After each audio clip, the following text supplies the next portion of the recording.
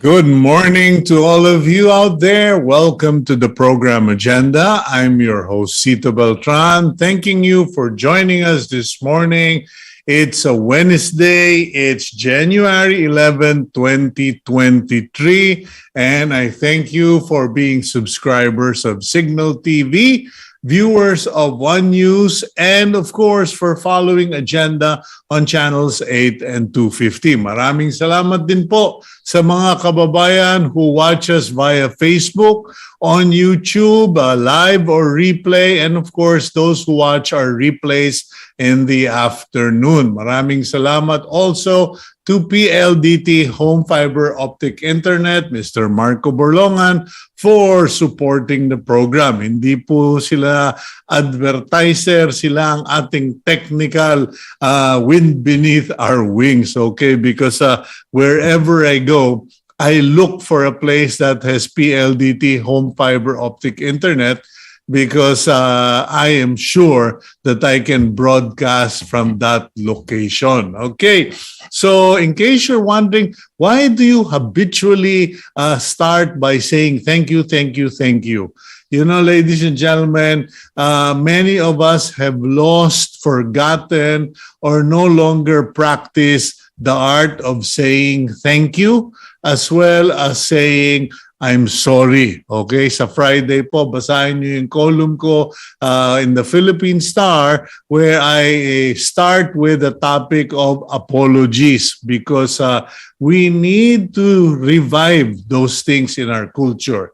Anyway, like I said, it's Wednesday, midweek, so let's get on with our daily starter. And here's the daily starter. Tell your partner you love them every night before falling asleep. Someday, you'll find the other side of the bed empty and wish that you could. Now, that may strike you as sad, but I have to share a story yesterday when I checked on my beloved wife to wake her up because she had slept longer than usual. Yung unang gising ko, the initial wake up, she didn't move. And I really got the scare of my life because it's not like her. Pumapasok pa lang ako sa kwarto, nagigising na yan. But this time I had actually shook her and she did not move. And, you know, we are at that age where these things are a reality and inevitably will come. But it scared the living daylights out of me. And so today I share that daily starter because it is so real. Tell your partner, your wife, your husband, you love them, even your children every night before falling asleep. Someday you'll find the other side of the bed empty and wish you could. Okay, let's now go to the front page of the Philippine Star, January 11, 2023. The headline goes, more senior Department of National Defense officials step down. Faustino and NSA kept in the dark on AFP change in command. Apparently, the officer in charge of the DND before he resigned was not informed or was unawares regarding the decision to reappoint General Andres Centino as Chief of the Armed Forces of the Philippines. Neither was National Security Advisor Clarita Carlos informed of such an important decision or major movement in the department. As a result, several people felt that they were bypassed, they were taken for granted, or were no longer considered important for consultation. So hence, they all decided time to go. The AFP spokesperson in turn said that all these appointments are coterminous. So when the head goes, the body follows. So that is politics and political appointments in the Philippines. Okay, at the top of the front page, CAAP not ISO certified, glitch could happen again. Speaking before the Congress, the CAAP director admitted that the CAAP facility is not ISO certified or is not compliant or listed as in compliance with international standards practiced globally. You have to undergo a long, tedious, expensive process for CAAP certification, and the head of the CAAP said that that is one of their priorities this year. The question, mga congressman, bibigyan ba ninyo sila ng budget? Kasi kung puro kayo daldal, walang mangyayari. They will not be certified because it costs a lot of money. Meanwhile, resigned PNP generals and colonels face lifestyle check. Okay.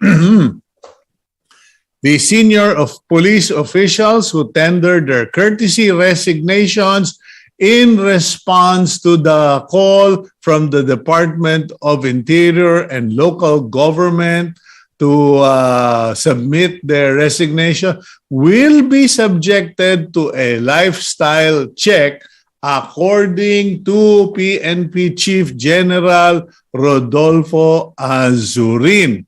The lifestyle checks would be undertaken by a 5-member committee that would be formed to assess and evaluate the generals and full colonels who submitted their courtesy resignation. It just struck me, came to my mind, hindi naman po sa nang uurot ako, but the PNP does have an internal affairs division. You know, why does it reach all the way to having to appoint 5-man committee, invest more money if they had an internal affairs division with integrity? Nagtatanong lang po. Meanwhile, the Supreme Court voids exploration deal with China and Vietnam. The tripartite or three-way agreement for the joint marine seismic undertaking or JMSU signed by the Philippine government with China and Vietnam during the presidency of Gloria Macapagal Arroyo in 2005 has been described unconstitutional by the Supreme Court. Okay, the court declared as unconstitutional the agreement for natural resources exploration involving 142,886 square kilometers in the West Philippine Sea area. Okay, that is within the exclusive economic zone of the Philippines. Kumbaga, bakuran natin, bakit tayo nakikipagsosyo dun sa kapitbahay natin? Okay, now, the center photo on the front page of the Philippine Star is all about onions. At ito, nakangiti sila, but yung bumibili, umiiyak. Okay, advocacy and community pantry groups sell white onions at 400 per kilo at the Immaculate Heart of Mary Parish Church in Quezon City yesterday. They bought 1.7 tons at 375 per kilo from farmers in an effort to help them as well as offer cheaper prices for consumers. Inset shows Baguio City florist Anton Luz Paulite displaying a novelty onion bouquet, which he says he sells for 5,000 pesos, and an intentional eye-opener on the current high prices of goods. Ayan po, no? Meanwhile, the Philippines is importing 21,060 metric tons of onions to temper prices. Okay. This is ironic, ladies and gentlemen, because the NGO could buy at 400 per kilo, okay, sell at 400 per kilo, help Filipino farmers, help Filipino consumers, and the Department of Agriculture is resorting to importation. Akala ko ba walang sibuyas? Baka naman nagbubulag-bulagan lang kayo. Sorry, I shouldn't editorialize the front page of the Philippine Star, but my editorial comments is just a reflection of the frustration of the Filipino people with the inability of the Philippine government to take care of their needs. Meanwhile, Officer in charge Garafil takes oath as Presidential Communications Office Secretary. President Marcos has finally appointed Cheloy Garafil as Secretary of the Presidential Communications Office after serving as its officer in charge for almost 4 months. Ending our recap of the front page today are 2 sad stories. One is about 11 people dying from the LPA rains and floods that happened during Christmas week, but has now been officially reported by the Office of the Civil Defense Information Center. Okay.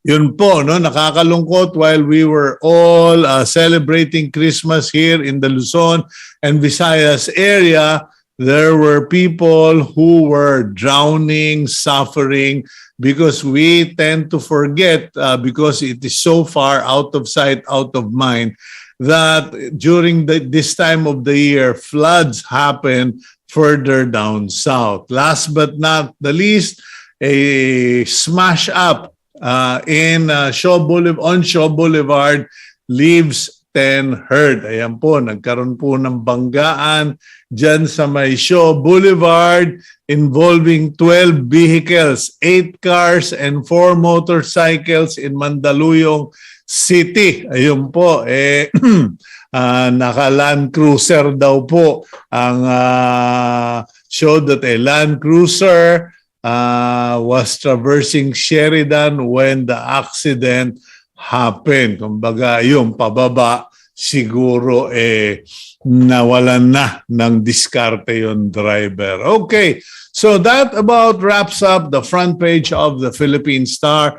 Let's now go to a more pleasant topic, more entertaining topic, and we go back in time. Kasi alam niyo po, ako, UP graduate po ako, longest on record. Longest kasi it took me 7 years to graduate kung hindi pa ako pinagbantaan ni Tito Martin Go na pag hindi ka pa nakatapos December, kick out ka na dahil maximum residence rule ka na. So, but anyway, being a UP graduate, part of our commitment is to give back to the university and give back to the country. And recently, I caught wind, I picked up a story on Facebook where a very, very popular and accomplished concert group or hindi ko alam paano ba sila dinidescribe singing group na lang muna, okay? Singing group dahil gano'n ang term ng panahon ko, is doing a reunion concert after 60 years nga ba. Okay, kasi halos kasi tanda ko na, 60 years. Mas matanda lang ako ng 6 na taon. Anyway, I'm blabbering here. But let's get to meet the UP Concert Chorus. Here's the intro video. Noelle Riza Castillo is the chairperson of UP Concert Chorus's 60th anniversary. She sang as a soprano at the organization's 1988 and 1990 World Concert Tours. Castillo is also a lawyer and the director of Philippine Space Agency's Space Policy and International Cooperation Bureau. Popo Suanes is the Public Relations Committee co-chairperson for the UPCC 60th Anniversary Concert. Outside of the group, Suanes is a business development and marketing specialist and at times a trainer consultant for corporate workshops. Suanes is also currently teaching marketing at UP Diliman College of Fine Arts and UP School of Economics. Sama-sama tayong umawit, nagdadamayan, buong pusong malasakit, malalampasan ang bawat palaki. Sama-sama tayong makapanig. Okay, that's just a short clip of members of the UP Concert Chorus. I have to point out, ladies and gentlemen, that the UP Concert Chorus is multi-generational. Kasi tinamaan naman 60 years ba? 60 years pag hindi pa nagkaroon dyan ng lolo, lola, tatay, nanay at anak at apo, ewan ko lang. Okay, so let's welcome Noelle and is it Noelle or Noelle Riza and Popo, welcome to the program. Ay, magandang umaga ho sa lahat and welcome to the show agenda. Hello, good morning. And call me Norris. I'm Norris na lang. Norris. Okay, Norris. You know, I just recollecting the times when I would get to watch UP Concert Chorus in rehearsal at the UP College of Music. Pag tumatawid ako from Mascom, IMC, to UP College of Music para bumili ng siomay. Habang bumibili ako siomay, pinapanood ko nagpa-practice. Mga snob sila noon na kasi magaganda sila at magaling silang kumanta. Kasali ba kayo doon? Ay, pero anong dekada yon? 80s? Kung 80s, yes. Kung 70s, 60s, hindi. Mga ano pa lang kami, mga musmusin pala. 80s, no, 80s kami, naman. Ako 90s, 80s. Yeah. Norris, Popo, I was watching the video and siguro rehearsal kasi naka-t-shirt karamihan ng mga tao, masang-masa ang dating. But you know what I remember of UP Concert Chorus, talagang you guys were, even during rehearsals, parang very strict yung concert, yung maestro ninyo or something, na you had to go even to rehearsals properly dressed. Hindi naman bongga, but there was a culture of propriety, of dressing properly and being disciplined. That's true, oo. Kasi syempre we have to be accustomed to how we will appear on stage. So might as well practice it during rehearsals that you're properly dressed, no? Not to the hilt, pero yung pong decente at saka talaga presentable, no? Nung time na yun po si Professor Ray Pagio, no? He took over kasi nung 1969 until about late 90s. When 1999, si Professor Jai Aracama na ang nag-take over. So, Norris, you wanna add? Yes, that's one of the disciplines that was imbued in us in this choral group. We were really carrying ourselves as ambassadors of the Philippines. Kaya kailangan palagi kaming presentable. And when we are on stage, we have strict requirements regarding costume, even until now, up to the hair. Ganon, to the hair, up to the earrings, on stage. Part of the marketing. packaging yan, packaging. Ang tawag pala sa inyo, Norris Choral Group. Kasi, I Choral. was trying to figure that all night. What do I call them? I couldn't remember the term.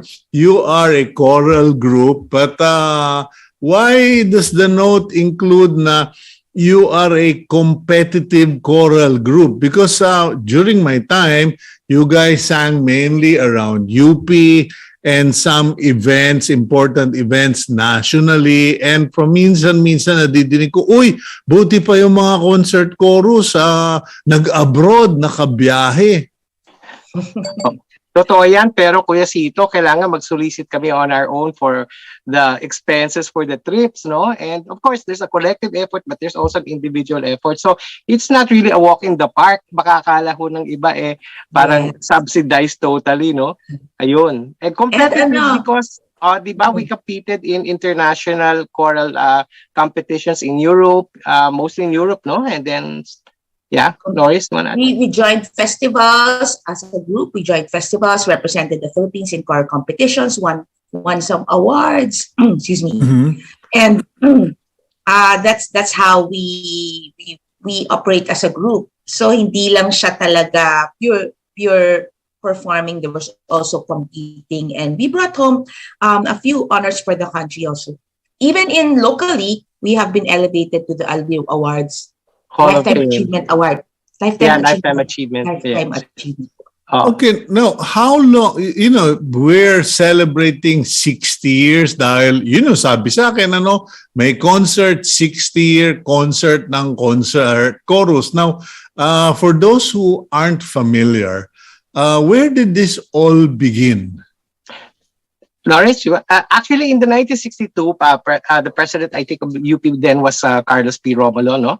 So he, I think there was a UP mixed vocal choir, and then Korus. Yeah, and then that elevated into UP concert chorus and became the official choir of the university, no, to represent us in special shows that are in the country and of course eventually abroad, no.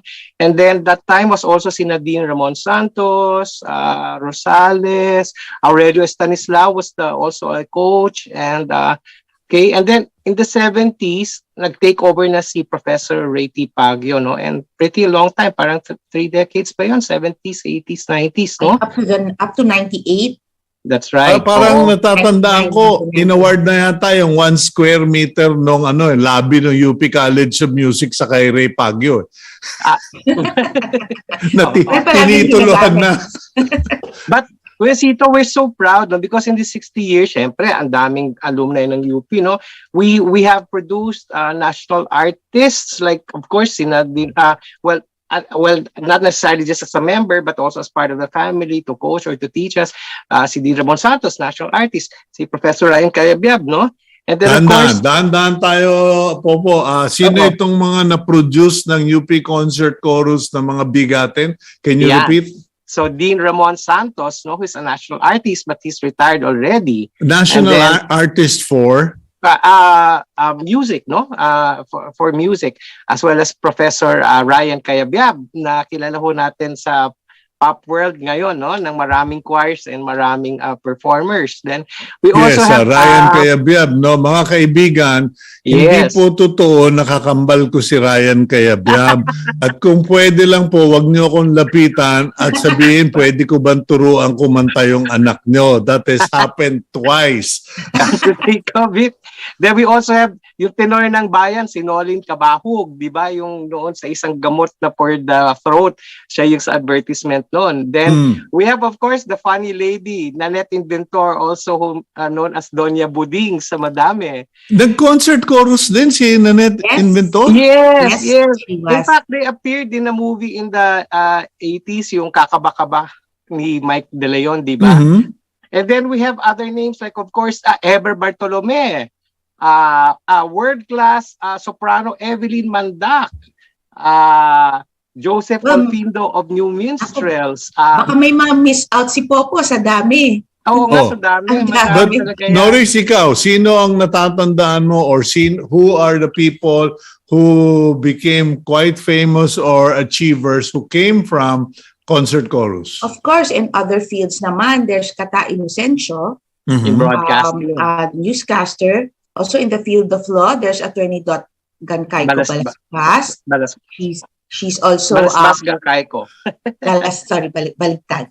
Balasbas Gancayco. She was a Yeah. member of a UP concert? She's actually the president of the Alumni Association. Wow, I Really didn't know that she was... Kanya palang galing kumanta ng ali na yan. Oo. And then her brother also was a member, her late brother, Fortune. Yeah, who Mhm. passed away, who passed away, as well as Passed Noelle. away. Of course, the respected conductors, Nolin Arnold Cabajo, Joel Navarro. Oh Mhm. yes, Joel. He's conducting in this show. He's Ed conducting the show. Manguiat of Ed UPCC Manguiat, ambassadors. UPCC. And the And current there are other artistic conductors director. from the past and even from the present who have made their own marks already and who started from.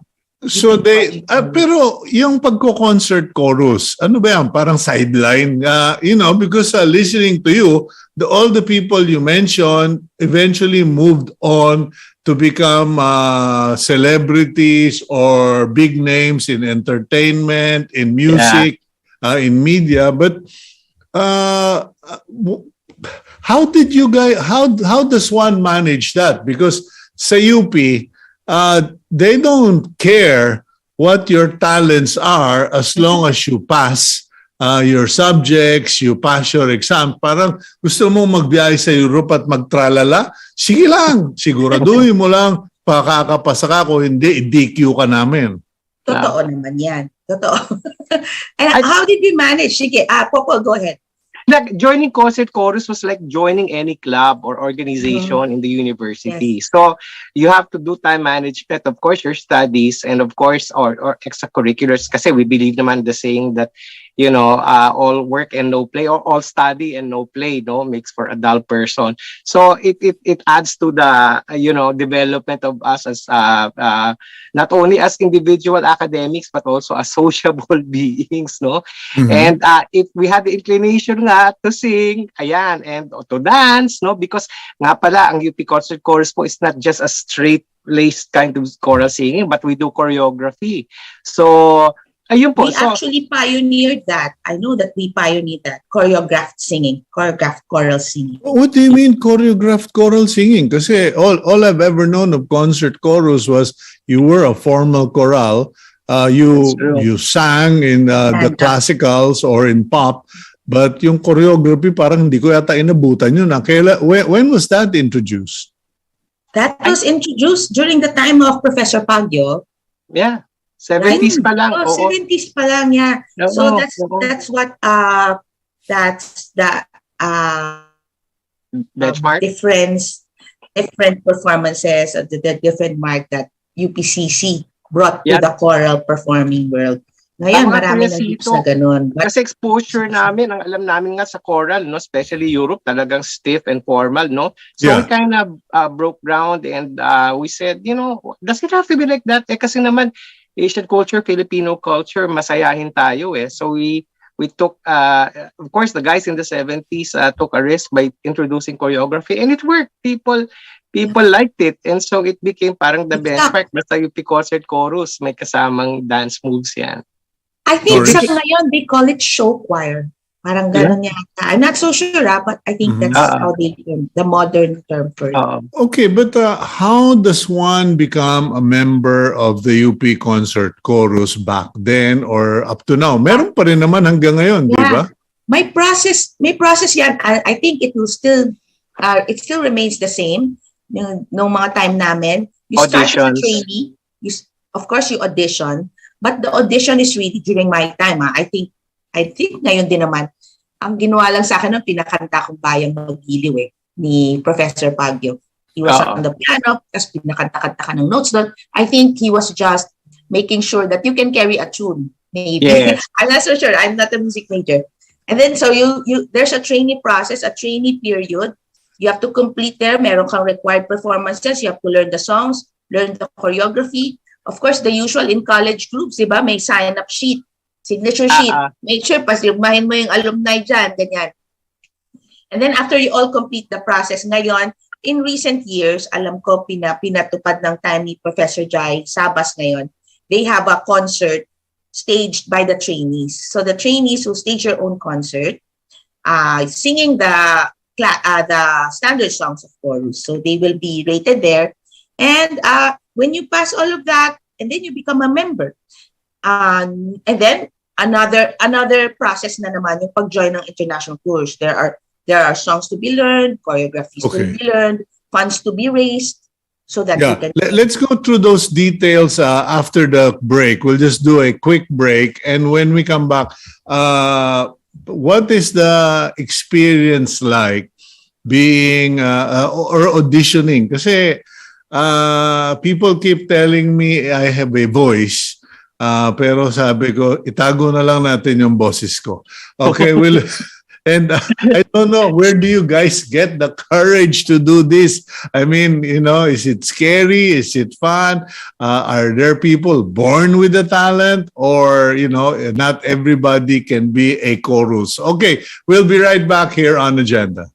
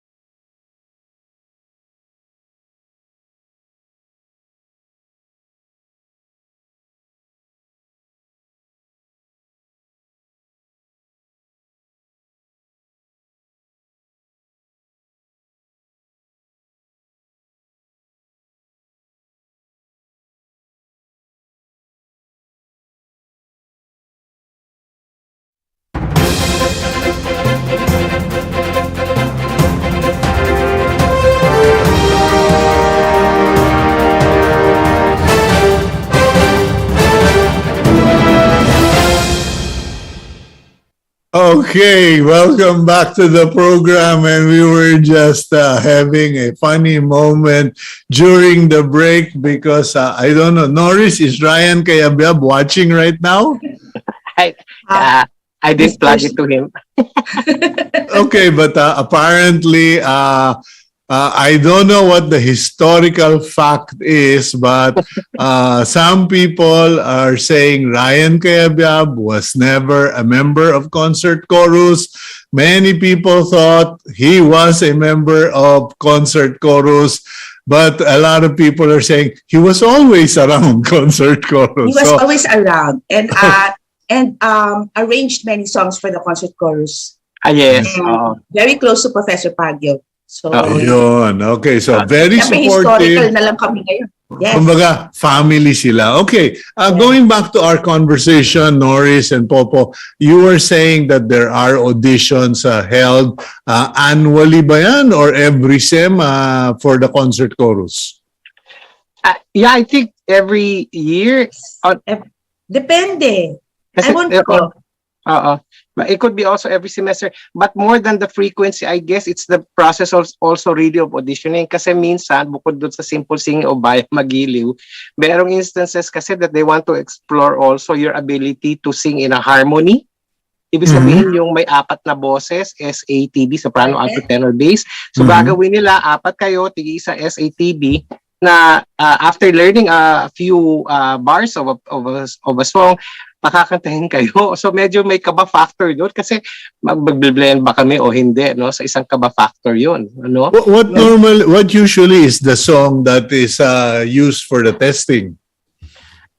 Different choral pieces. Iba-iba eh. Ano yung ginagamit ni Ray Pagyo kung ayaw niyang tanggapin yung mga nag-audition? Mga aria, mga opera. Hindi naman. But no time ko, nung time ko, before we went on tour, that was 88 and 90, there were auditions also. Kasi hindi naman lahat makaka-tour, limited lang. Yun yung SATB ang ginagamit doon. Kaya alam na alam ko yung kantang Sa Mahal Kong Bayan. That's a classic song by Lucio San Pedro. San Pedro. Oo. Yes. Paano yung song? Norris, pasensya ka na, no? Impromptu ito, pero I don't think a lot of us are familiar with that song. How does it go? Ano nga ba yun? Nakalimutan ko yung first word. Hindi ko na-filter yan sa time namin. Nanganap ang lakas kung sakaling malimot na ang ganap. Parang ganun. We're singing it in the reunion concert. Yeah. Okay. The anniversary chorus will sing it. Okay, Meron pa isang technique yung pakakanta. Suppose papakantayin si Norris ng isang note, tapos ako isang note. Pag flick ng hand, kailangan kantahin ko yung note ni Norris, siya naman kantahin yung sa akin. Yun ang mahirap. Ay, grabe. Paano Parang yun? di nagawa sa akin yun. Oo, suppose ba Norris, kunwari, pakita ko sa'yo, da! Ako, may kakantahin ako iba ha. 1, 2, 3. Da! Kakantahin mo yung da! 1, 2, 3. Da! Tapos sa flick ko hand, kukunin mo yung nota ko, kukunin ko yung sa'yo. Yung talagang challenging yun. Yung shifting ng note kasi iibahin mo yung tono. Oo. Actually, or In a flick of a papafollow ka finger. sa piano, or pwede rin ipapafollow ka sa keyboard. Oo. Ipapafollow ka sa keyboard na do, re, mi, fa, sol, kakantay mo yun. Yun. Actually, honestly, I think it also depended on who was conducting the audition, di ba, Popo? Siyempre, minsan di naman iba, minsan the president of the concert chorus or maybe the conductor. Depende kung anong trip nila for that day. Pero another challenging factor is of course kung ikay old member at ikaw ay trainee kasi minsan merong taray factor yata tinatawag na yun. Parang nandun na. Pero parang wala na yata yun. Wala na rin ba yun? Oo. Well, but that's also to instill discipline in it's part of the training. Okay, well, what about who determines if you pass or fail? Kasi is it purely on singing ability, musicality, or titingnan ka rin ba nung mga members, magkakaroon ba ng parade in review, parang she's not good enough, or I don't like him, parang masungit or mataray, etc. Because from what I remember of concert chorus members, you have the tallest, the biggest, and the tiniest. Richie Ronquillo was one of the tiniest, and her husband, naku po na. Robbie was one of the biggest. Sabi ko nga eto, nagsama na yung big and small. I don't think physical... It's the conductor. Yeah. Siguro naman masisense naman if may stage presence, no, kahit paano, no? Yung siguro mas challenging pag yung kung marunong sumayaw. Sumayaw, it's also, well, alam mo ako, di ako masyadong marunong sumayaw, pero kaya na naman. I think sa audition naman, hindi masyadong major factor yung ability to dance because the audition. We are able to dance and somehow follow along the way. So, I don't think because that was really... Because Popo and Cito, the audition is just the first part. Really, the weeding out is in the training period. Yeah. Kasi marami nag-aano doon, marami talagang nagsa-step up or kung hindi talaga makayanan, they just naturally fall back na lang. What was the biggest challenge? Because, in basketball, there were a lot of people who tried out like myself and you went through several cuts and eventually parang hindi ko yata kayang pagsabayin yung aral. Yung aral ko palang madugo na, sasabayan ko pa ng basketball na hindi naman ako pagkagaling. So eventually you just drop out. But in the UP Concert Chorus, what was often the biggest challenge that determined whether you pass or fail or you continue or you drop out? I think time wag na natin pag-usapan. It's a challenge of everyone, no? And studies. I think it's learning the songs. Learning the performance. Yun talaga yung test mo eh. Pakantahin ka dyan. O sumama ka na sa concert na yun. It's really terrifying if you don't know the songs and you don't know the choreography and you will stand there. I think that's the challenge talaga, that you learn it because you have to memorize. Right. And it's not naman like it was given to you today, tomorrow, dapat Yes, alam mo. hindi May naman. time naman siya na, Diyos ko naman, isang buwan na natin itong inaaral, di mo pa na. Masyado na yun. Teka, UP ka ba? Okay.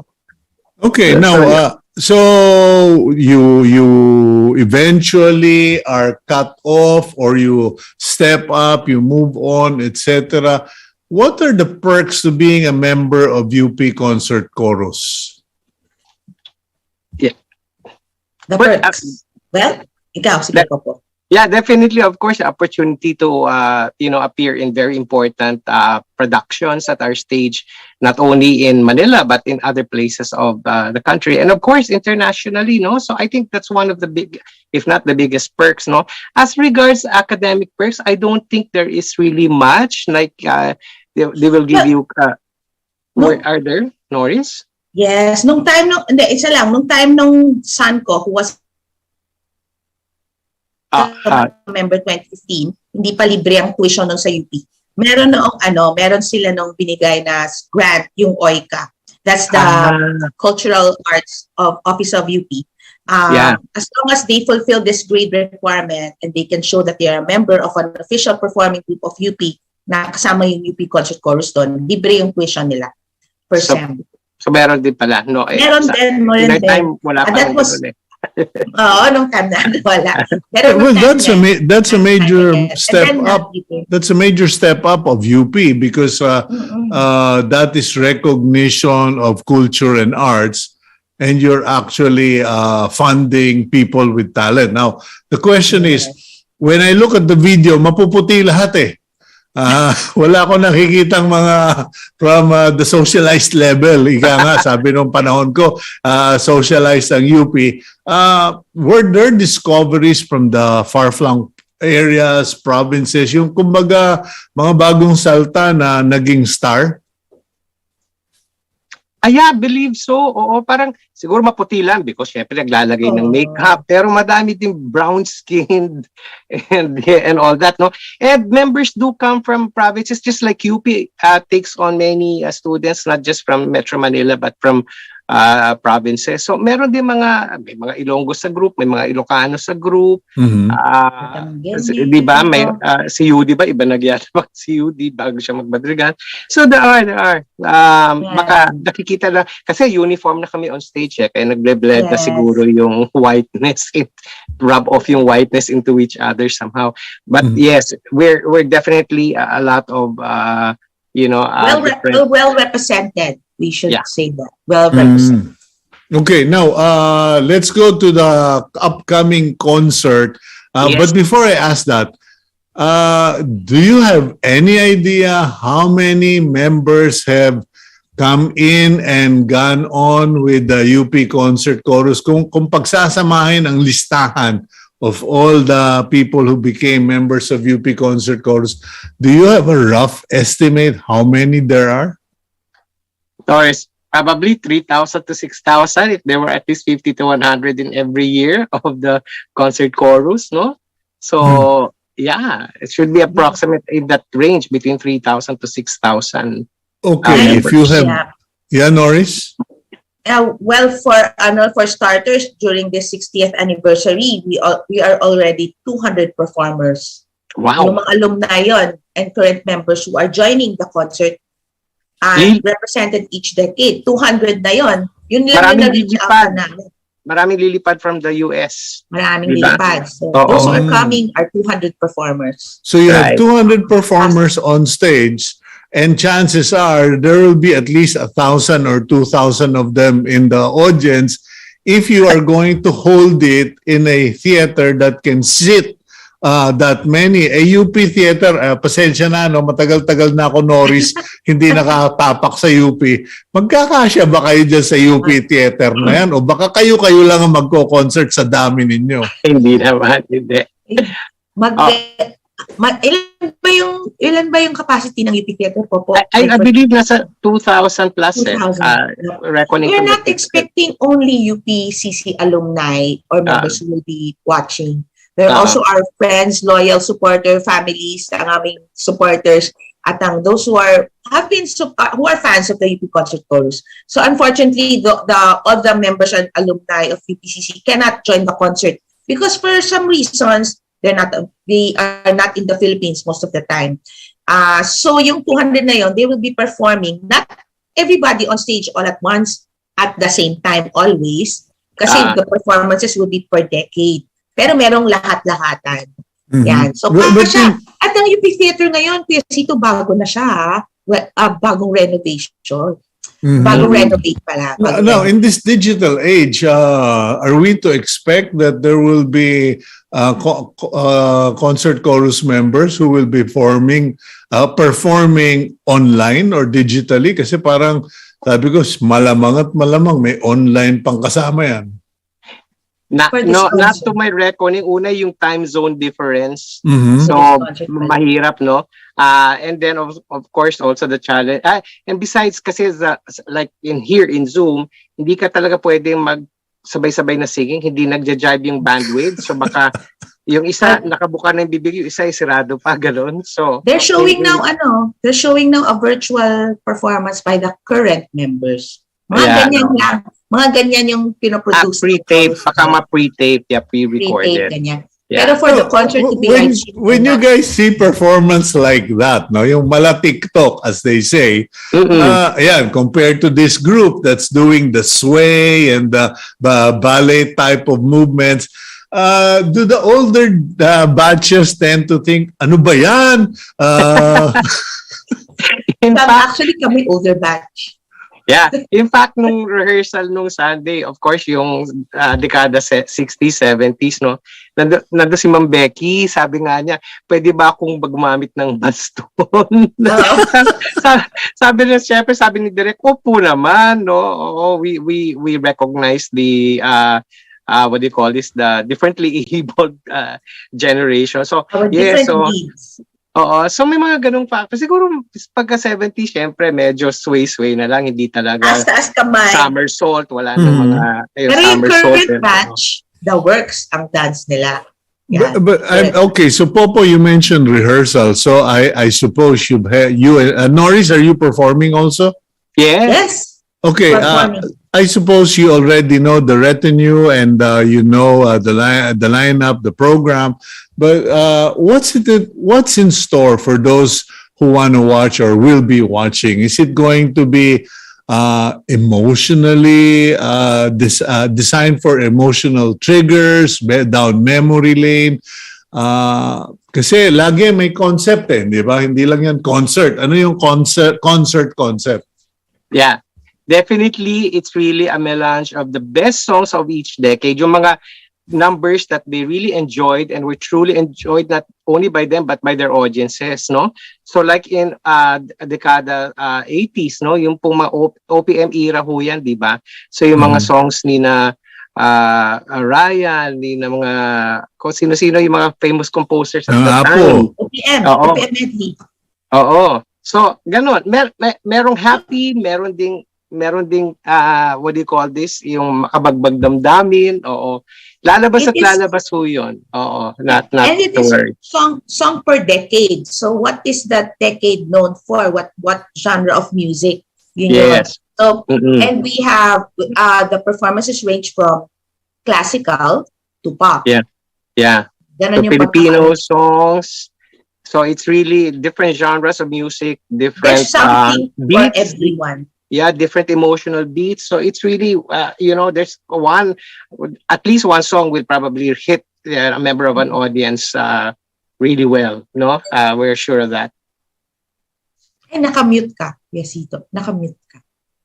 Ay, sorry. Popo, are you intentionally hiding the lineup?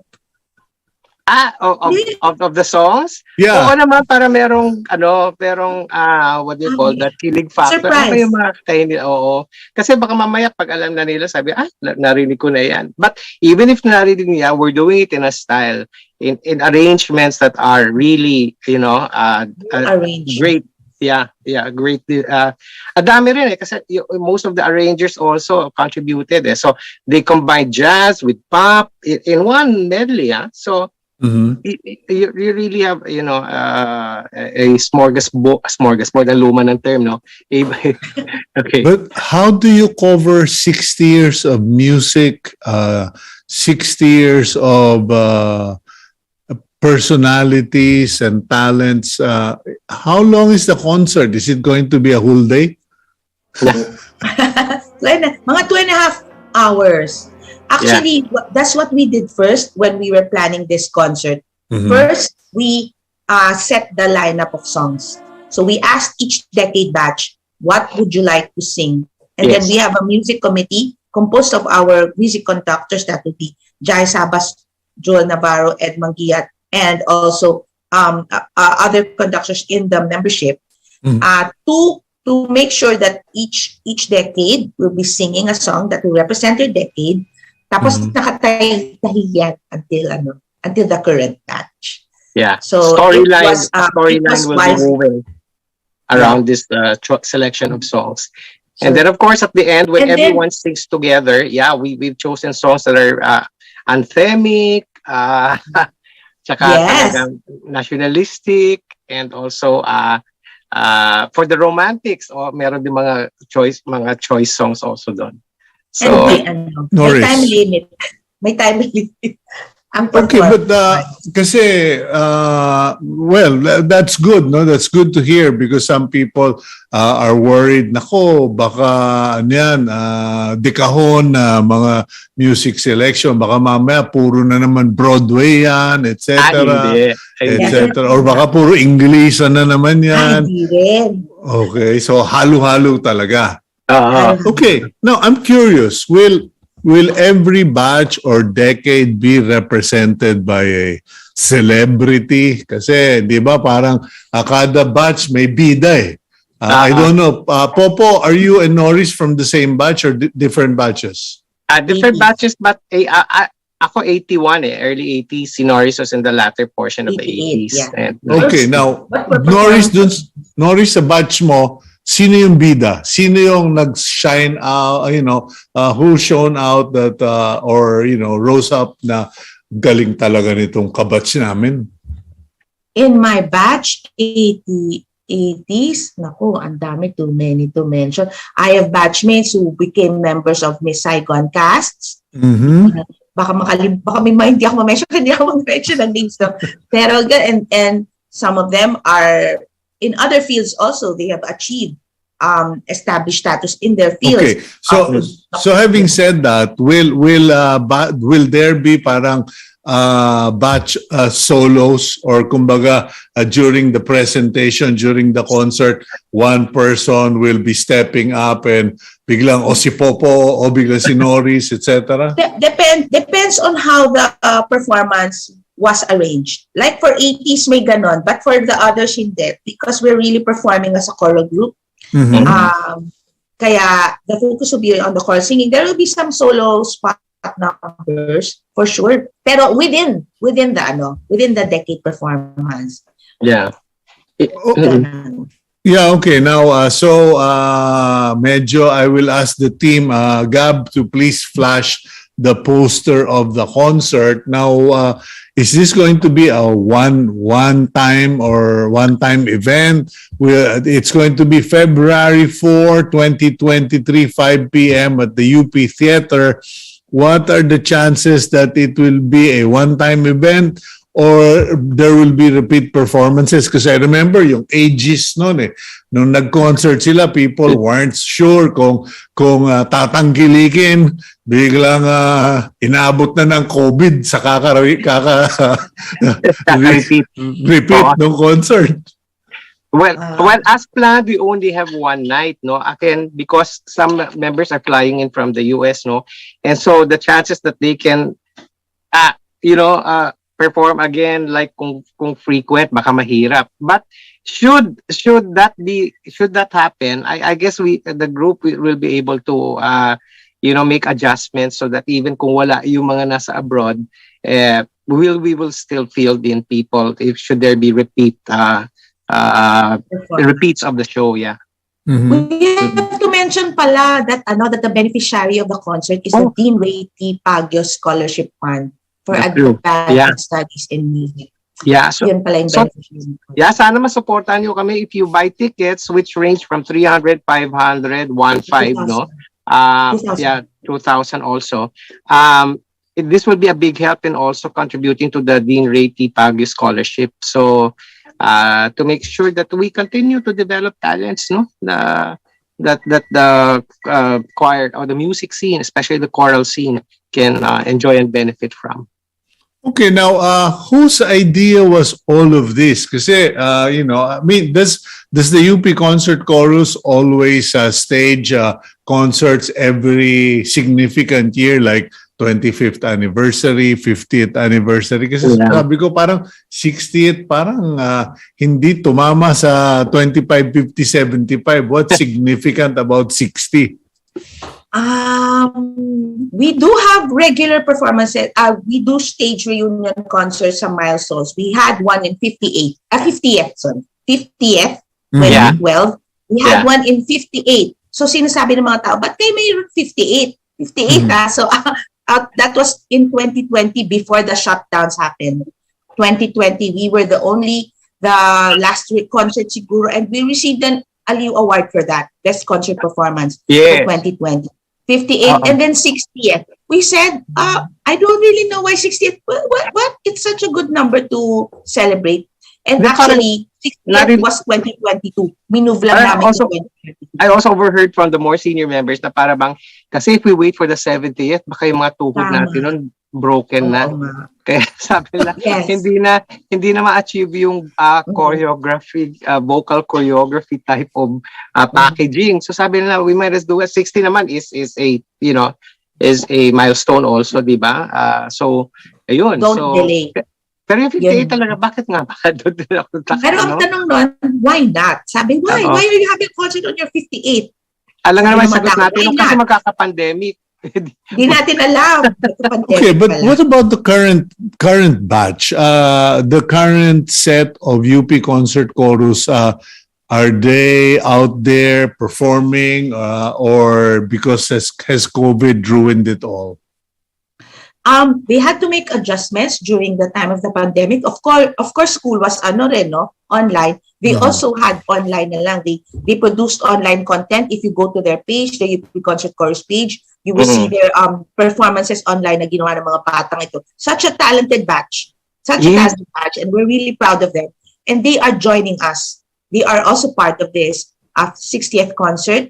They will be performing as a separate group and also as part of the anniversary chorus. Okay, well, Norris, Popo, I'll give you the chance to invite our viewers to the concert on February 4, correct? Yeah. Inaanyayahan po namin kayong lahat, especially mga music lovers, no? If you haven't gotten out of your house in these last 2 years, now's a good time because you're gonna enjoy it together with some fine music, with choreography and visuals that will you and sa aming mga performances. So February 4, 5 p.m. sa University of the Philippines Theater. Tickets are available. You can go to the UP Concert Chorus Facebook pages. Nandiyan po yung number where you can call so that you can already reserve your tickets. Yan po. Okay, and well, the concert is go ahead, Norris. The concert is for the benefit of the Dean Ray T. Pagyo Scholarship Fund for Advanced Music Education. The we'd like to thank our benefit sponsors is the Dean Ray Pagyo Scholarship Fund for the advancement of Music education. Yeah. music education. Okay, Popo and Norris, thank you very much for joining us this morning. Maraming Thank you. salamat po. See you at the concert. Sama-sama together. Good luck and God bless all of you. I hope that the concert is a smash hit. Thank you very much. Thank you. Okay, now we go to our blessing for the week, and it's a blessing that I sincerely wish for all of you this week. I pray that God visits your home today with healing, blessings, and miracles. We are observing our prayer and fasting at Every Nation Victory Church and the Christ Commission Church. And we encourage everyone, if you can't fast, then pray. Pray all week and make it a habit. Thank you for watching Agenda. God bless all of you. Please keep it here on One News.